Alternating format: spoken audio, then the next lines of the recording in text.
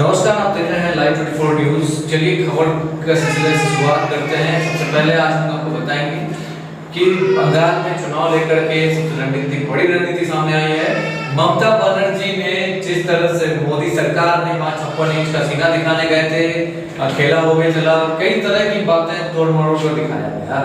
वहां पे stream media के थ्रू कोरोना महामारी को नहीं दिखाया गया।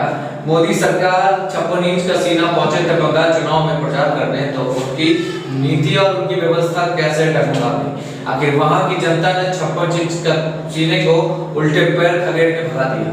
बड़ा सवाल है कि आखिर इस सरकार ने जो नीति बनाई वो कहीं ना कहीं फेल हो गया। बड़ा सवाल है कि आखिर सरकारों की नीति जो है वो क्यों डगमगा जाती है, इसके पीछे की वजह क्या है। कि दिल्ली में बैठे वो किसान आंदोलन करने वाले राकेश टिकैत ने पहुंचकर बंगाल की जनता से बंगाल माटी, मानुष माटी, यानी ये शब्द का अर्थ है कि मानुष माटी जो है, बंगाली लोग प्योर वो मिट्टी से जुड़े हुए लोग हैं। वो वही किसान है जो अन्नदाता है, जो किसान मिट्टी से जुड़े हुए हैं। वही अन्नदाता ने इस फैसले को दिखाया कि यहाँ बंगाल में ममता बनर्जी से लोग खुश हैं, इसीलिए फिर से लोगों ने उनको फिर से सत्ता वापसी कराई और सत्ता दे दी। बड़ी बात है कि 56 इंच का सीना कब तक चलेगा, शायद ही, मुझे नहीं लगता कि 56 इंच का सीना अब ज्यादा लंबा टाइम चल पाएगा। सामने यूपी में चुनाव है, वो भी हाल ही में पता चल जाएगा वहां योगी आदित्यनाथ जी का क्या व्यवस्था है, उन्होंने क्या कुछ दिया है यूपी में, और यूपी के लोग खास करके वो अपना नीति बदल रहे हैं। अब यूपी में जो है जिस तरह से लोग 56 इंच का सीना को देख रहा था, अब वो कहीं ना कहीं डगमगा रही है। अब यूपी के लोग भी 56 इंच का सीना को शायद वहां से भी उल्टे पैर खदेड़ के भगा सकते हैं। सूत्रों के हवाले से माने तो यूं कहा जाता है कि जिस तरह से योगी आदित्यनाथ ने यूपी में सिर्फ और सिर्फ खानापूर्ति के नाम पर, विकास के नाम पर लोगों को ठगने का काम किया है, वो सचमुच अब सही दिख रहा है। एक तरफ किसान बिल जब से आया, राकेश टिकैत ने दिल्ली के सिंधु बॉर्डर और टिकरी बॉर्डर को जिस तरह से जाम किया था, उन्होंने जिस तरह से तस्वीरें आ रही थी, जिस तरह से राकेश टिकैत की जो रैली थी वो कहीं ना कहीं पूरे देश को जगा दिया। किसान अन्नदाता जो थे वो सरकार से जो उम्मीदें रखी थी वो अब टूट गए। अब वो उन्होंने भी ठान लिया कि नहीं, इन सरकारों के प्रति अब जो है जनता को खुलकर आना पड़ेगा, और जनता ने इस चीज को पूरा जम कर लिया। वैसे ही सेम चीज को लेकर ममता बनर्जी की सरकार चारों स्टेट में देखिए नतीजे सामने आ चुके हैं। लगातार बीजेपी की जो है उल्टी गिनती जो है अब शुरू हो चुकी है। भाजपा जो है अब धीरे धीरे सभी स्टेट से सफाया होता दिख रहा है। वजह यह है कि कोरोना महामारी चल रहा है देश में। प्रधानमंत्री जी नमस्ते ट्रंप का स्वागत करने में लगे हुए थे, कोरोना उस टाइम शुरू हुआ था ना। नमस्ते ट्रंप में ऐसा किया मोदी जी कि ट्रंप को बुला करके बोलिए कि देश में हमारा कोई जनता है। एक छोटी सी झोपड़ी को छुपाने के लिए 100 करोड़ की दीवारें खड़ा करवा दिया। माननीय प्रधानमंत्री जी भूलिए कि हम भारतीय हैं और हम गुजराती लोग हैं, मगर गुजरात को छुपाने के लिए 100 करोड़ की दीवारें खड़ी करवा दी। अगर वही 100 करोड़ की जो कि झोपड़ियों को हटाकर फ्लैट बना के लोगों को बीच में देता, तो शायद कितनी खुशी की बात होती, और हम भारतीय लोग कह सकते थे गर्व से कि हमारे प्रधानमंत्री जी ने गरीबों को मिटाने के लिए एक नई नीति तैयार की है। मगर क्या फायदा हुआ, 100 करोड़ की दीवारें खड़ा कर दी। जाहिर सी बात है कि प्रधानमंत्री का दिमाग कितना तेज चलता है वो आप भी समझ रहे हैं, हम भी समझ ही रहे हैं कि हमारे प्रधानमंत्री जी कितना तेज तरह के आदमी हैं। मगर नमस्ते ट्रंप का स्वागत हुआ। उसके बाद प्रधानमंत्री जी अमेरिका जाते हैं प्रचार करने के लिए। प्रधानमंत्री जी तो अपने आप को समझते हैं कि महान व्यक्ति हैं हम। प्रधानमंत्री जी खुद प्रचार करने के लिए पहुंच जाता है अमेरिका। हाउ डू मोदी पहुंचते हैं जब वहां पता चला कि अमेरिका के लोगों ने मोदी को पसंद ही नहीं किया। उन्होंने डोनाल्ड ट्रंप को रिजेक्ट कर दिया कि अब आपकी जरूरत नहीं है, अब आप जाइए बाहर। तो वहां पे बदल गया नक्शा और राष्ट्रपति कोई और चुन के आ गया। तो हाउ डू मोदी का जो फायदा था वो नुकसान हो गया। मोदी को अमेरिका सूट नहीं किया। हम तो ये कह रहे हैं कि मोदी जी को अमेरिका सूट नहीं किया। भाई साहब ने क्या किया, अपनी शूट बूट उठाई, घोड़ा बिस्तर पैक किया, वापस इंडिया आया। अब इन्होंने भाई साहब देख रहा है कि भाई हमारे भारतीय लोग तो कोरोना से बड़ी साथ है, इनको बचाना कैसे है। तो इन्होंने फिर से हाथ बढ़ाया अमेरिका की तरफ कि आइए हमसे हमें मदद करिए। अमेरिका ने अपनी वही चीजें फिर से दिखा दी कि आप अमेरिका आते हैं तो हाउ डू मोदी के नाम से प्रचार कर लें, तो कहते हैं नमस्ते ट्रंप। अब की बार ट्रंप सरकार। तो ट्रंप को आपने पुकारा तो हमें क्यों बुला रहे हैं मदद के लिए, ट्रंप से मान लिया कीजिए। तो ट्रंप साहब को शर्म नहीं है तो वो मदद कहां से करेंगे। देश की हालत हमारी क्या है आप जान ही रहे हैं। तो आगे इन चीजों को देखते हुए अरब सरकार, दुबई सरकार, सभी गवर्नमेंट ने मिलकर के देश को 80 मीट्रिक टन ऑक्सीजन दिया। बड़ी बात है कि आगे कहीं ना कहीं हमारे देश में इन नेताओं की वजह से आज इस तरह की परेशानी झेलनी पड़ रही है। अफसोस की बात है कि नेता जहां का वही है, कैसे टटोल रहा है ये समझने की जरूरत है। मगर हाउ डू मोदी का काम फेल हो गया। अब देख लीजिए कि बंगाल में चुनाव था, लॉकडाउन होना था, वहां पे लोगों को हजारों की तादाद में संख्या में लोगों को बुलाकर रैली संबोधित की है। अब आप देखिएगा कोरोना कितना तेजी से फैल रहा है बंगाल में। अब कितने लोग कोरोना पॉजिटिव केसेस आने लगे। क्या वहां पर कोई पाबंदी नहीं लगनी चाहिए थी? क्या वहां पर सिस्टम नहीं था? मगर अफसोस की बात है कि सरकार क्या नीति है, सरकार कैसी है। बारात में आपको बता दूं कि ममता बनर्जी अपनी बहुमत लेके वापसी हो चुकी है, बंगाल में सत्ता वापसी हुई है और फिर से वो सरकार को बनी रहेगी। एक अगली खबर की ओर चलते हैं किशनगंज के कोचधामन में। चलिए, हाल ही में बिहार में नीतीश बाबू की सरकार बनी है, विकास के नाम पर मांगा गया था वोट, मगर कोचधामन प्रखंड में विकास के नाम पर वोट नहीं चला, जिसमें लोगों ने विकास को दरकिनार करते हुए एआईएम को चुना। आखिर वजह क्या है, इसके पीछे की वजह हमने जाना फिर से आज हमारे संवाददाता ने रिपोर्ट लिया, एक्सक्लूसिव रिपोर्ट लेके आया। मैं आपको दिखा दूं आपको कि कोचधामन के कमलपुर पंचायत में एक सड़क बनी है 93,11,000 रुपए की, जो सड़क बनने के 1 महीने पहले ही अभी हल्की बारिश हुई 2-4 दिन में किशनगंज में, जहां सड़क की मिट्टी सड़क से खिसक गई है। यानी रोड की हालत इतनी खराब हो चुकी है कि अब लोग कह रहे हैं कि सड़क शायद अगर तेज तरह की बारिश होती है छठे महीने में तो शायद सड़क ध्वस्त हो जाएगा। सड़कें बनी है, जंगलें निकलने लगी है, सड़कें बनी है, साइड टूटने लगा है। तो देखिए, विकास है सुशासन बाबू की और व्यवस्था सुशासन बाबू कितना अच्छा कर रहा है बखूबी जान रहे हैं। नेताजी हैं, नेताजी को पैसा बटोरना है तो कैसे बटोरा जाए। बिहार में भ्रष्टाचार कहते हैं नीतीश कुमार, हमने लगाम लगाया।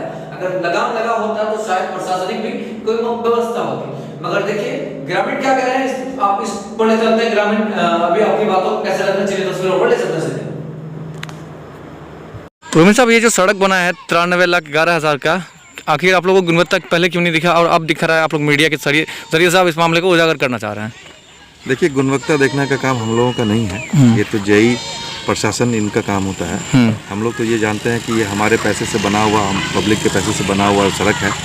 93 लाख रुपए कुछ कम नहीं होता है। आप देख सकते हैं जंगल उग गया, तो ये गुणवत्ता हम लोग चेक करते रहेंगे तो फिर प्रशासन क्या कर रही है, जेई क्या कर रहे हैं यहाँ पे, है ना। ये सारी चीज़ें जो हैं ये सरकारी चीज़ें हैं, हम लोगों को तो पता भी नहीं चलता कि कितने का क्या फंड है, कितना क्या लगेगा, क्या है नहीं है ना। अच्छा, मतलब सड़कें बनी 1 हफ्ते के अंदर ही सड़क पूरा ध्वस्त हो गया, मतलब कोई कह रहा है 1 महीने के अंदर सड़क मतलब खत्म होता जा रहा है। हल्की बारिश, सिर्फ हल्की बारिश में ही सड़क का कॉर्नर का मिट्टी खिसक गया है, तो ऐसे में तो लगता है कि सड़क जो है नहीं बल्कि सड़क खिसक गई है, सड़क टूट रही है। आप वहाँ पे देखे होंगे बुरीमारी के साइड में, वहाँ पे भी आपने देखा होगा कि सड़क का जो हालत है वो बहुत बदतर हो चुका है। आप यहाँ देखिए बीच सड़क में जंगल उग रहा है। तो एक तो सबसे पहली बात यह है कि यहाँ पे जो काम होता है वो बस खाना पूर्ति के लिए होता है। ये तमाम पीसी और सब कुछ लोग जो है अपना परसेंटेज ले करके काम को पास भी कर देते हैं और काम हो भी जाता है और सब कुछ लोगों को पैसे बढ़ भी जाते हैं। तो कहने के लिए तो काम हुआ है, ये काम कितना हुआ है वो आप देख ही रहे हैं। बस सिर्फ नाम का गुणवत्ता कह करके लूट खसोट हो रहा है। लूट खसोट है, हर जगह लूट खसोट है। अब आप एक देखिए, ये छोटा सा जो एक ये बनाया गया, कलवट बनाया गया है, क्या कलवट बना करके छोड़ देना ही सिर्फ ये है कि पानी भी पास होने के लिए कुछ जगह होनी चाहिए है? तो आगे भी आपने एक देखा होगा कलवट, वहाँ भी वैसे ही बना हुआ है। सड़क के ऊपर में जंगल उग रहा है, वहाँ पे सड़क टूट के गिर रही है। एक बारिश के अंदर में ये हालत हो गई है। आप सोचिए कि 6 महीने बाद जब बरसात प्रचुर हो रहा होगा तो क्या हो रहा होगा। बिल्कुल, बारिश का मौसम भी बन रहा है, अगर बारिश होगी तो इसका सड़क तो साफ खत्म होगा, फिर आदमी को जैसे का वैसे ही रहना पड़ेगा। हम लोग तो सिर्फ रिक्वेस्ट कर सकते हैं, हम लोग बोल सकते हैं कि जी ये कर दीजिए, वो कर दीजिए, इसमें ये होना चाहिए, वो होना चाहिए। लेकिन करने वाले तो जो लोग हैं वो लोग दबंग लोग हैं। लोगों से बात करने में भी अब डर सा लगता है। ये लगता है भाई पता नहीं वो लोग जो है कहाँ पे क्या कौन सा जेई के साथ सेटिंग है और कौन सा एई के साथ सेटिंग है और एग्जीक्यूटिव के साथ सेटिंग है। क्योंकि पैसा तो सब जगह आपको पता ही है, ये तो जग जाहिर है, हर जगह पैसा खा के काम हो रहा है। सारा सिस्टम के अंदर में पैसा के बिना तो कोई काम होता ही नहीं है। सारे लोगों को पैसा मिलता है और सब अपना अपने मुंह बंद करके काम कर रहे हैं। गुणवत्ता सिर्फ नाम का रह गया, सरकारी पैसा लूटो। चलिए बहुत शुक्रिया। अलता कुमरपुर पंचायत से जिला परिषद प्रत्याशी रोहित साहब ने भी अपनी बातों को रखा। उन्होंने कहा कि क्या कुछ रहा और कैसी व्यवस्थाओं पर सरकार की नीति बनेगी।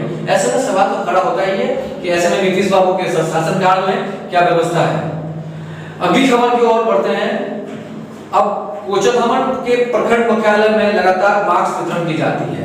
मास्क को लेकर आज फिर हमने एक पड़ताल की कि आखिर अलता में बैठाया गया प्लांट को लेकर मास्क का जो प्राइस है वो लागत 6 से 7 रुपए बताया जा रहा है। मार्केट में हमने पता किया 6 से 7 रुपए लागत बताई जा रही है। अब सरकार देखिए इस मास्क को 15 से 16 रुपए जेल से लेके 18 रुपए तक बताया जा रहा है। इस लागत को मास्क बना के दिया जा रहा है। क्या सरकार इस मास्क से कोरोना काल से लोगों को बचा लेंगे? ऐसे में अगर बच जाती है तो बड़ी बात है, भगवान भरोसे हैं और भगवान का सहारा रहा तो हम लोग बच जाएंगे और हम लोग अच्छा कुछ कर जाएंगे। मगर देखिए किस तरह से मास्क को लेकर क्या कुछ कह रहे हैं हम सीधे मास्क बना रही दिया गया है, जीविका द्वारा बनाया जा रहा है, हम उस पर ले चलते हैं तस्वीरों पर सीधे।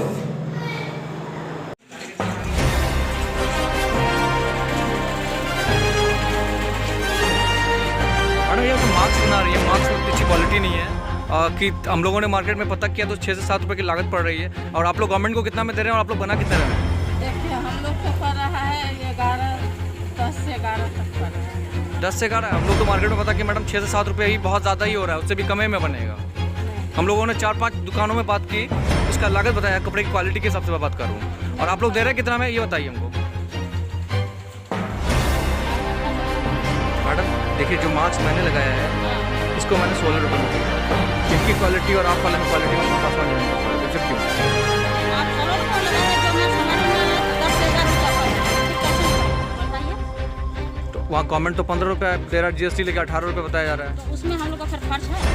वही तो मैं पूछना चाहता हूँ क्या खर्च हो रहा है, क्या ऐसा क्या है, या फिर इसमें PC बटोरने के चक्कर में सबके सब काम वैसे ही करवा रहा है? पीसी बटोरने का चक्कर में नहीं, अच्छा। ठीक है।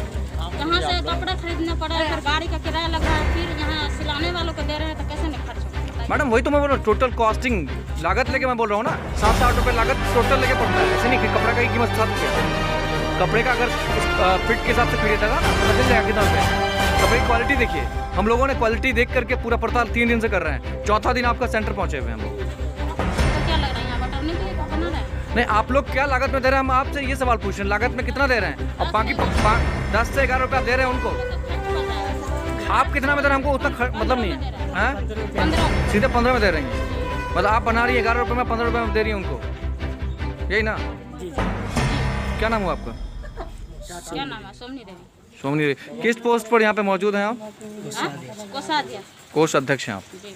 आप अभी कुछ देर पहले हमें बता रहे थे 6 से 7 रुपया 1 मिनट में पलटी मार गया आप लोग नहीं सबके साथ। हमको सब भूल हो गया था इसलिए कि हमको रजिस्टर देखा मास्क जब सिलाई को पता लगा। नहीं चुरे थे। अच्छा मतलब यहाँ पे रजिस्टर भी मेंटेन होता है गवर्नमेंट के इसके हिसाब से, मतलब कमाना कैसे है ये सारा पर्दे के पीछे बहुत बड़ा आड़ चल रहा है ना, यही ना? नहीं कमाने के पीछे हमको जैसे जानकारी है नहीं कि कमाने के कितना पीछे है। हमको जिस रेट में आता है उस रेट में हम काम करवा रहे हैं। और मास्क का सिलाई 4 रुपया होता है और उसमें भाड़ा भी लगता है, जितना खर्च भी होता है, खर्च लेके 11 से 11.5 रुपया हमको हो रहा है। और जितना इनकम हो रहा है मेरे गवर्नमेंट को भी इनकम हो रहा है। अच्छा सबको इनकम हो रहा है, मगर जनता को सुरक्षित करने के लिए जो मास्क दिया जा रहा है, क्या इससे 100% उम्मीद रखी जाए कि बच जाएंगे हम कोरोना से? देखिए उम्मीद तो लगता है कि हम बच जाएंगे। सुरक्षित के लिए तो मैडम वही तो मैं जानना चाह रहा हूँ ना कि आप 100% बच जाएंगे, हम 100% बच जाएंगे इस मास्क लगाने से? बचेंगे क्यों नहीं? अच्छा। मास्क सुरक्षित रहेगा तो आराम से बच सकते हैं। इसको 6 राउंड हम एक ही दिन में धुलाई कर लेके देख लेते हैं, ट्राई करके कितना टिकता है, कितना तो रहेगा। अगले साल भी अगले साल का मार्क्स भी है। अगले साल में क्या हुआ था वो सारी चीज़ें हम लोग चाह रहे हैं, इसीलिए इस बार जो है ना मीडिया काफ़ी टाइट की है, क्योंकि सरकार ने हर बार भी खाद्य पूर्ति करने का काम किया अगले था। साल जो हम मार्क्स बनाया अभी उसका क्वालिटी नहीं किया है, जबकि 1 साल हो गया है, मार्क्स अभी भी रखा हुआ है। अच्छा वो हमारे पास भी सैंपल है, वो हमारे पास भी सैंपल है, हम लोगों ने भी सैंपल मंगवाया था। मतलब आप लोग 11 रुपये में लागत में बनाते हैं, 15 रुपये में गवर्नमेंट को देते हैं, GST वगैरह सब जोड़ के 18 रुपये में पूरा हो जाता है। 15 लीटर में तो 18 GST लेके बताया जा रहा है, मेरे ऑफिस ऑर्डर में 15 रुपये 15 रुपये का है, और इतना में ही काम करवा रहे हैं। क्या ही ना करते हैं हम लोग अपने से थोड़ी 15 रुपये ही हो रहा है, उतना ही में हम लोग समझ कर रहे हैं। ठीक है।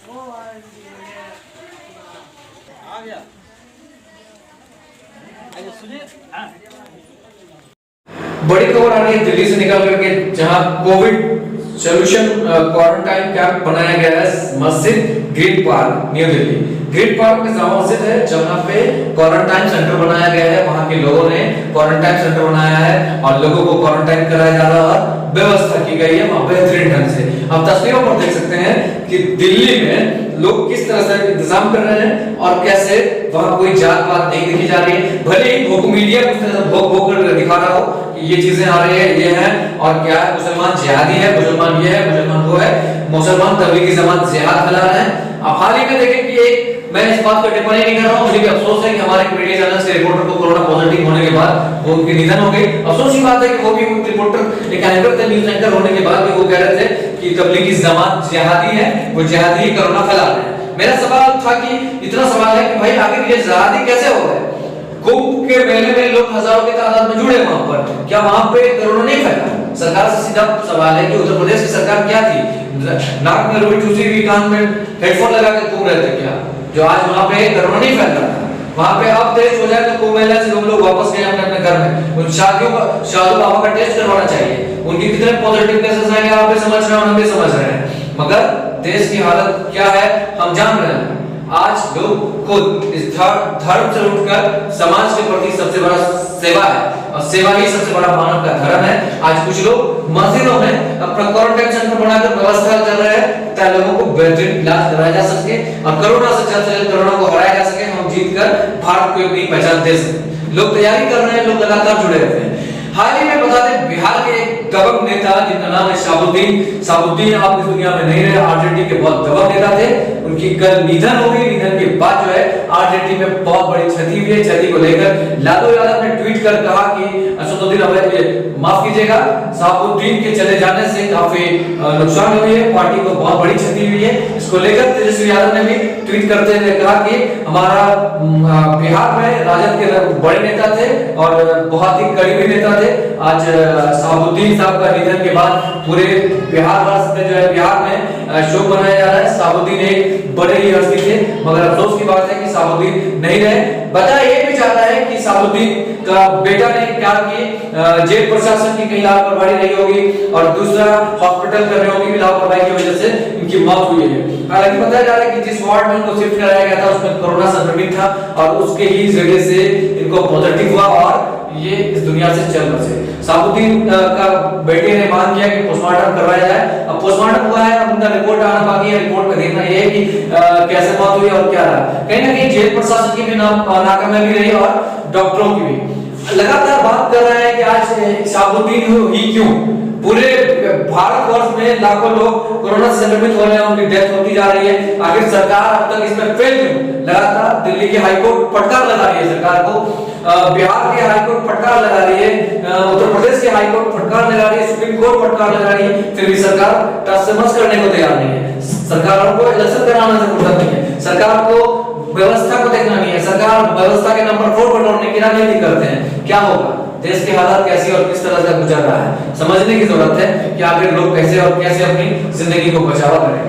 लगातार हमारे एक पहले कि हम सच बोले और सच दिखाने की क्षमता बनाएं, इसलिए हमारे पेज को अगर फेसबुक के माध्यम से देख रहे हैं तो लाइक करिए, यूट्यूब पर देख रहे हैं तो चैनल को सब्सक्राइब